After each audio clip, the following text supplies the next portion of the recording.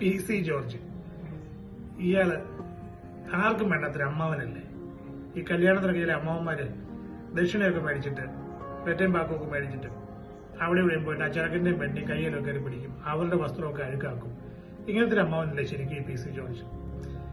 സീറ്റിൽ നിന്നുള്ള pot ഇയാളാരാ? പോപ്പിന്റെ representative. അവിടുന്ന് വത്തിക്കാനും ഇങ്ങോട്ട് വിട്ടതാണോ? ഇവിടെ വന്നിട്ട് പള്ളിയുടെ പേരും പറഞ്ഞ് ക്രിസ്ത്യാനികൾ കൂടെ എന്റെ കൂടെയാണ്, ഞാൻ പറയുന്നവർക്ക് വോട്ട് ചെയ്യത്തുള്ളൂ, അല്ലെ ബിഷപ്പുമാരല്ല എന്റെ കയ്യിലാണ്.